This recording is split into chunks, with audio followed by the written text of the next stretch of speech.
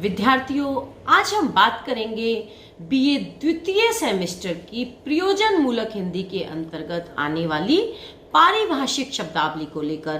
पारिभाषिक शब्दावली की क्या परिभाषाएं हैं, क्या इसका स्वरूप है, क्या इसका महत्व है और क्या इसकी विशेषताएं हैं।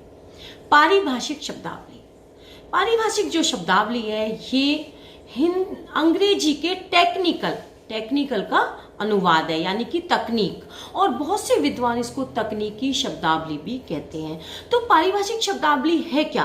पारिभाषिक शब्दावली से हमारा अभिप्राय उन शब्दों से है जो किसी विशेष क्षेत्र में ज्ञान के, विज्ञान के, यानी कि समाजशास्त्र, राजनीति शास्त्र, रसायन विज्ञान, विज्ञान के क्षेत्रों में भौतिक विज्ञान, साहित्य, इस तरह के किसी भी विशेष क्षेत्र में विशेष अर्थ का प्रतिपादन करते हैं। ये सांक्षेपिक अर्थ होते हैं और उनमें विशेष क्षेत्र का विशेष अर्थ छुपा होता है। उनको क्या कहते हैं? पारिभाषिक शब्द। और पारिभाषिक शब्दावली उसी के अंतर्गत आती है। तो जब हम पारिभाषिक शब्दावली को पढ़ेंगे, जानेंगे, तो उससे पहले हमारे लिए ये जानना बहुत जरूरी है कि प्रयोग के आधार पर शब्द कौन कौन से होते हैं। जब हम शब्दों का प्रयोग करते हैं तो प्रयोग के आधार पर शब्द दो प्रकार के होते हैं, सामान्य शब्द और पारिभाषिक शब्द। सामान्य शब्द वो शब्द हैं जिनका प्रयोग हम आम तौर पर सामान्य बोलचाल में करते हैं, जैसे घर, बाजार, दुकान, मकान, खाना, पानी, ये सामान्य शब्द आ गई। और पारिभाषिक शब्द वो होते हैं जो विशेष अर्थ को प्रतिपादित करते हैं। लेकिन पारिभाषिक शब्द भी फिर आगे दो प्रकार के होते हैं। कौन कौन से? अर्ध पारिभाषिक शब्द और पारिभाषिक शब्द। अर्ध पारिभाषिक शब्द से हमारा अभिप्राय उन शब्दों से है जो सामान्य बोलचाल पर तो हमारी भाषा में प्रयुक्त होते ही होते हैं, लेकिन जब हम किसी विशेष क्षेत्र में जाते हैं तो इनका एक विशेष अर्थ होता है। उदाहरण के तौर पर, आप हिंदी के विद्यार्थी हैं तो आप अच्छे से समझ जाएंगे। रस किसी सब्जी या किसी फल के जो तरल पदार्थ होता है, निचोड़कर जो निकलता है तरल पदार्थ, उसको हम रस कहते हैं। कहाँ कहते हैं? सामान्य बोलचाल में। लेकिन अगर हम रसायन शास्त्र में जाएंगे तो रस से हमारा अभिप्राय विभिन्न द्रवों से होता है, जो कि विभिन्न रसायन द्रव होते हैं। और अगर हम हिंदी साहित्य में जाएंगे तो आप अच्छे से जानते हैं कि वहाँ रस से हमारा अभिप्राय साहित्य के किसी भी रूप को, कविता, कहानी, नाटक को पढ़कर या लिखकर प्राप्त होने वाला लौकिक आनंद रस कहलाता है। तो ये क्या हुआ? अर्ध पारिभाषिक शब्द।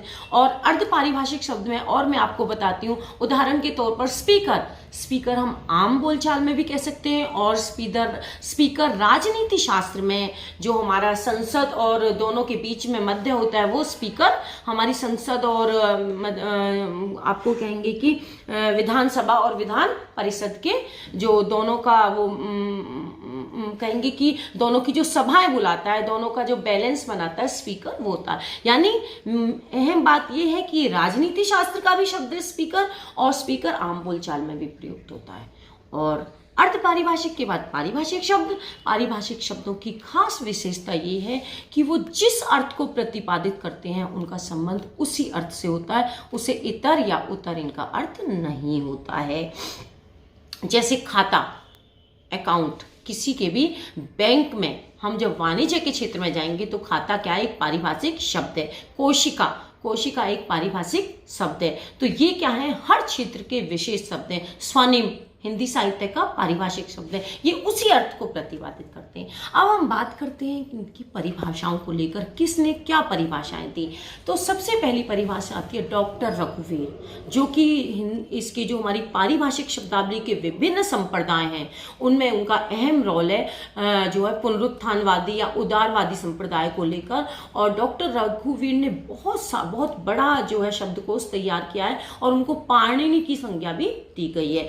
तो डॉक्टर रघुवीर के अनुसार वे शब्द जिनकी सीमा बांध दी जाती है पारिभाषिक शब्द कहलाते हैं, और वो शब्द जिनके अर्थ की कोई सीमा नहीं होती वो सामान्य शब्द कहलाते हैं, साधारण शब्द कहलाते हैं। अब बात है, हम परिभाषा देंगे आपको डॉक्टर नरेश मिश्र, बहुत बड़े भाषाविद हैं, उन्होंने भाषा विज्ञान की काफ़ी पुस्तकें लिखी हैं।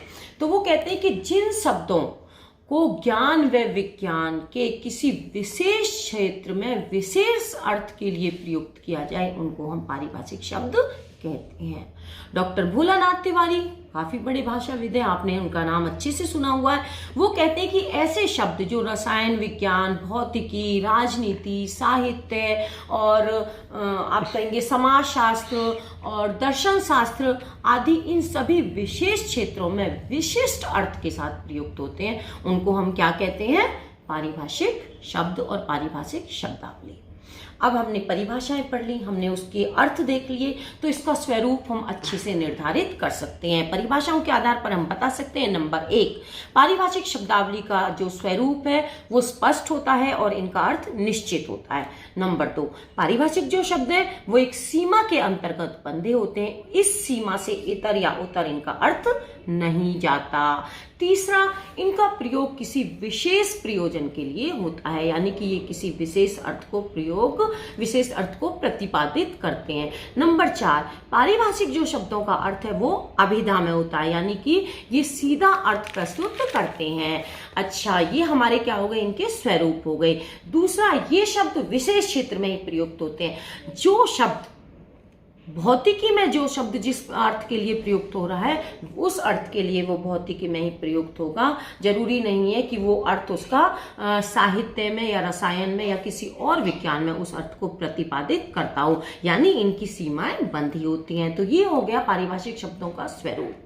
अब हम बात करेंगे, आपको अच्छे से समझ आ रहा होगा, और ये प्रयोजन मूलक हिंदी का एक बहुत विशेष विषय है जिस पर हम बात कर रहे हैं। और पारिभाषिक शब्दावली हिंदी भाषा के लिए एक बहुत बड़ा कहेंगे कि चैलेंज रहा, चुनौती रही, और हिंदी भाषा ने उन्नति के पथ को आगे बढ़ने के लिए इसको पार किया है, और आज एक बहुत बड़ी पारिभाषिक शब्दावली हिंदी भाषा के पास है। तो अब हम पढ़ेंगे पारिभाषिक शब्दावली की क्या विशेषताएं हैं। नंबर 1, जैसा कि मैंने बताया, आप इसको, यह जो प्रश्न है बड़े प्रश्नों में भी आ सकता है। इसकी जो विशेषताएं हैं आप परिभाषा देकर बिंदु बनाते जाएंगे और इसकी विशेषताओं का वर्णन करते जाएंगे। नंबर 1, पारिभाषिक शब्दावली की अहम विशेषता में आता है इसका अभिधात्मक स्वरूप। अभिधात्मक स्वरूप हम जानते हैं कि जब शब्दों के जो अर्थ होते हैं उनके अनुसार हिंदी साहित्य में शब्दों के अर्थों को हम 3 तरीके से लेते हैं। शब्दों के अर्थ की जो विभाजन है वो 3 अर्थों के अनुसार 3 प्रकार से होता है: अभिधा, लक्षणा और व्यंजना। ठीक है, लक्षणा में हम बात को घुमा फिराकर कहते हैं, व्यंजना में उसका कुछ और अर्थ होता है, लेकिन जो पारिभाषिक शब्दावली है वो लक्षणा और व्यंजना से बहुत दूर सिर्फ अभिधा में बात करते हैं। जो उसका गूढ़ अर्थ होता है उसी की प्रतिपादना ये शब्द करते हैं, यानी कि इनका अभिधात्मक स्वरूप है। जैसे कि मैं उदाहरण के तौर पर गधा शब्द अगर हम साहित्य के क्षेत्र में जाएं तो ये मूर्ख के लिए भी प्रयुक्त होता है, लेकिन अगर हम गधा शब्द को जंतु विज्ञान में पढ़ेंगे तो वहां पर इसका एक ही अर्थ होगा और वो होगा पशु। ठीक है, प्राणी विज्ञान और जंतु विज्ञान का जब हम विभाजन करेंगे तो वहां पर क्या आएगा, ये जंतु विज्ञान के अंतर्गत हम गधा को सिर्फ पशु मानेंगे। नंबर 2, इनकी एक विशेष विशेषता है विषय सापेक्ष। ये शब्द जिस शास्त्र में प्रयुक्त होते हैं उसी के सापेक्ष इनका अर्थ होता है, यानी कि शब्दों की बाहरी संरचना की अपेक्षा जो इनका अर्थ है वो तकनीकी स्वरूप को परिभाषित करता है, यानी कि ये उसी विशेष अर्थ से मतलब रखते हैं, वो उस विषय के अलावा उसका कोई अर्थ नहीं होता। नंबर 3, ये बहुत अहम बिंदु है इसका, अर्थ का सूक्ष्म निर्माण। जो पारिभाषिक शब्द हैं वो किसी विशेष अर्थ को परिभाषित करते हैं, विशेष अर्थ की व्याख्या करते हैं, और उसको परिभाषित करने के लिए वो सूक्ष्म से सूक्ष्म अर्थ की तरफ चले जाते हैं। जैसे हम जब बात करेंगे किरण और किरणपुंज, यानी कि दोनों अलग अलग पारिभाषिक शब्द हैं और दोनों सूक्ष्म अर्थ की प्रतिपादना करते हैं। प्रतीक देखने में एक जैसे लगते हैं, प्रतीक और रेखा चित्र, लेकिन जब हम हिंदी साहित्य में प्रतीक को परिभाषित करेंगे और रेखा चित्र को करेंगे तो दोनों का अलग अलग अर्थ होगा। इसी तरह मैं उदाहरण के तौर पर आपको एक शब्द बताती हूँ, किरण। किरण हम हिंदी में जब बात करते हैं भाषा में या सामान्य तौर पर तो वह प्रकाश की किरण के लिए, जो हमारी सूर्य की किरणें हैं उनके लिए प्रयुक्त होता है। लेकिन अगर आप भौतिकी के क्षेत्र में जाएंगे तो प्रकाश के वेव फ्रंट की रेखा को किरण कहते हैं, यानी कि वो रेखा जो प्रकाश के प्रवाह की दिशा को बताए उसको हम किरण कहते हैं। लेकिन यही किरण परिवर्तित हो जाती है कहां पर, गणित में आकर। गणित में एक लकीर, एक रेखा और जिस पर एरो का, तीर का निशान लगा हुआ हो उसको हम क्या कहते हैं, किरण कहते हैं। यानी कि कोई भी रेखा तीर के निशान से किरण कहलाती है कहां पर, गणित में। तो इस किरण के अलग अलग अर्थ प्रतिपादित हुए, अलग अलग परिभाषा है इसकी गणित, भौतिकी और साहित्य के अनुसार। तो आपको समझ में आ गई कि अर्थ के सूक्ष्म स्वरूप का निर्माण करते हैं। नंबर 4 हमने बताया कि ये एक रूपता लाते हैं, जो इनके शब्द हैं वो पर्यायवाची, समानार्थक, इन शब्दों से दूर सिर्फ सिंपल एक अर्थ को परिभाषित करते हैं, पारिभाषिक शब्द। नंबर 5 आप इसकी हेडिंग्स डालोगे, स्पष्ट व सुनिश्चित अर्थ। जो भी अर्थ होता है वो स्पष्ट होता है, सुनिश्चित होता है और वो उसी अर्थ से उसका संबंध होता है। जैसे सेल, कोशिका, यहाँ पर सिर्फ कोशिका जो शब्द है वो कोशिका क्या है, जीव विज्ञान के अंतर्गत या जंतु विज्ञान के अंतर्गत किसी जीव की जो निर्माण की सबसे छोटी इकाई है उसको कोशिका कहते हैं। ये कोशिका की परिभाषा हुई और इसका यही एक अर्थ होता है। खाता, खाता वाणिज्य का शब्द है, ये स्पष्ट है, सुनिश्चित है, खाते का हम अभिप्राय समझते हैं। अपॉइंटमेंट, नियुक्ति, ये सामान्य प्रशासनिक शब्द है और ये किसी भी जो हम कहेंगे नौकरी के लिए जो हम नियुक्ति होती है ये उसी का अर्थ प्रतिपादित करते हैं। आपको समझ आ रहा होगा अच्छे से। अगला हम बिंदु लेंगे इसका पूर्ण परिभाषिक व अर्ध परिभाषिक। जैसे कि मैंने आपको बताया है ये इसकी खास विशेषता है कि ये पूर्ण परिभाषिक भी होते हैं और पारिभाषिक शब्द भी होते हैं। पूर्ण पारिभाषिक आप समझते हैं कि उनका सिर्फ एक ही अर्थ होता है, लेकिन जो अर्थ पारिभाषिक है जैसे रस, स्पीकर, प्रजातंत्र, अधिसूचना, टेंडर, ये सामान्य तौर पर भी होते हैं और वाणिज्य के क्षेत्र में विशेष अर्थ की प्रतिपादना भी करते हैं। और एक खास विशेषता है पारिभाषिक शब्दों की, लघु स्वरूप, बहुत छोटे होते हैं और इनको प्रयोग में सुविधा होती है। हम अकाउंट समझ के ही खाता शब्द सुनते ही हम समझ जाएंगे कि ये क्या कहना चाह रहा है। सुनने में छोटा है लेकिन जो उसका अर्थ है वो विस्तृत है और उसका सबको पता होता है कि इसका यहाँ पर क्या अर्थ है। तो यानी कि छोटे होते हैं और लेकिन बड़े अर्थ की प्रतिपादना करते हैं।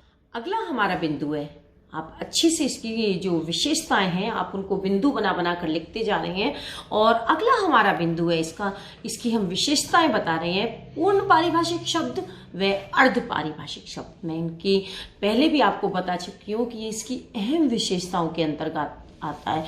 कुछ पारिभाषिक शब्द ऐसे होते हैं जो जन सामान्य द्वारा भी आम बोलचाल में बोले जाते हैं और जब हम किसी विशेष क्षेत्र में जाते हैं, रसायन के क्षेत्र में जाते हैं, वाणिज्य के क्षेत्र में जाते हैं या साहित्य के क्षेत्र में जाते हैं तो वो वहां पर किसी विशेष अर्थ को परिभाषित करते हैं, तो उनको कहते हैं हम अर्ध पारिभाषिक शब्द। जैसे मैंने आपको बताया प्रजातंत्र, हमारा रस, ठीक है, और आपको बताती हूँ टेंडर आम बोलचाल में भी होता है और वाणिज्य के क्षेत्र में इसकी को परिभाषित भी किया जाता है। स्पीकर मैंने आपको बताया। तो इन शब्दों को हम क्या कहेंगे बच्चों, अर्ध पारिभाषिक शब्द। और पूर्ण पारिभाषिक शब्द, इनकी दो विशेषताओं के अंतर्गत, वो शब्द जो जिस क्षेत्र में जिस अर्थ के लिए प्रयुक्त होते हैं उससे इतर या उत्तर उनका उस क्षेत्र में कोई अर्थ नहीं होता, वो उसी अर्थ की प्रतिपादना करते हैं, सूक्ष्म अर्थ को, गूढ़ अर्थ को प्रतिपादित करते हैं और वो उसका पारिभाषिक शब्द कहलाते हैं। ठीक है, और फिर हम इसकी अगला हेडिंग होगा, हमारी अगला बिंदु हम डालेंगे अगली विशेषता में लघु स्वरूप। आपने देखा जितने भी हमारे पारिभाषिक शब्द हैं, एब्रीविएशन, सांक्षेपिक, हम इनको लिखते हैं। जैसे अकाउंट हुआ, खाता हुआ, कोशिका हुई और आप कहेंगे फोटोसिंथेसिस, ये जितने भी शब्द हैं इनको हम, ये सब क्या है, पारिभाषिक शब्द छोटा स्वरूप होता है। ठीक है, स्पीकर, टेंडर, क्यों, और उस छोटे स्वरूप के अंदर एक लंबी चौड़ी परिभाषा छुपी होती है और वो परिभाषा उसके गूढ़ अर्थ को, उसके विशेष अर्थ की व्याख्या करती है। तो हम स्वरूप जैसे ही आता है, जैसे ही हम पारिभाषिक शब्द को पढ़ते हैं तो हमारा जो दिमाग है, हमारी जो मन में क्या है, पिक्चराइजेशन हो जाती है उसकी व्याख्या की, हम जान जाते हैं कि इसका अर्थ ये होता है। तो क्या है, सांक्षेपिक होते हैं लेकिन एक विस्तृत अर्थ की व्याख्या विशेष क्षेत्र में करते हैं। अगला बिंदु आप डालेंगे मूल शब्दों। यानी कि पारिभाषिक शब्दों को जब हम प्रयोग में लाते हैं विशेष क्षेत्र में चाहे वो राजनीति का क्षेत्र है, साहित्य का शब्द क्षेत्र है, तो उन क्षेत्रों में हम इनको विशेष अर्थ में प्रयुक्त करते हैं, लेकिन जो इनकी व्याख्या या इनका जो अर्थ होता है वो उसका स्थान नहीं ले सकता, वो सिर्फ समझने के लिए होता है। उदाहरण के तौर पर अहिंसा, अहिंसा शब्द है, राजनीतिक शब्द भी है अहिंसा और साहित्य का शब्द भी है अहिंसा। तो जहां पर अहिंसा शब्द प्रयोग में आना है वहां पर अहिंसा ही होगा, इसके स्थान पर हिंसा न करना हम प्रयुक्त नहीं कर सकते, अर्थात इसकी व्याख्या को हम प्रयोग में नहीं ला सकते। कोई भी हम निबंध लिख रहे हैं, कुछ लिख रहे हैं, तो वहां पर हिंसा की जगह हिंसा और अहिंसा की जगह अहिंसा शब्द ही प्रयोग में होगा। ये शब्द अपने मूल रूप में प्रयोग आते हैं। तो अब आप विद्यार्थियों, आपने अच्छे से इसको पढ़ा। प्रयोजन मूलक हिंदी के अंतर्गत हमारा ये विषय आता है पारिभाषिक शब्दावली। मैंने आपको इसकी विशेषताएं बताई, इसका स्वरूप बताया, इसका महत्व बताया कि इसकी क्या आवश्यकता है। महत्व की जब हम बात करेंगे तो पारिभाषिक शब्दावली, जब कोई भी बोली भाषा बनती है तो उसमें सबसे पहले साहित्य रचा जाता है, और साहित्य रचने के बाद जब वो राजभाषा बनती है, राज कार्यों में प्रयुक्त होती है या राष्ट्रभाषा बनती है, तो उसके लिए एक विस्तृत शब्दावली की जरूरत होती है, ताकि विशेष क्षेत्रों में हम अध्ययन और विश्लेषण के लिए सुगमता आ सके। तो पारिभाषिक शब्दावली का महत्व यही है कि पारिभाषिक शब्दावली ने हिंदी भाषा को केवल साहित्य की भाषा ना बनाकर एक विशेष क्षेत्रों में अनेक विशेष क्षेत्रों की भाषा बनाया है, उनमें पारंगत बनाया है। और जब हम हायर स्टडीज के लिए जाते हैं, उच्च अध्ययन के लिए, हम हिंदी भाषा को प्रयोग में ला सकते हैं। किसके कारण?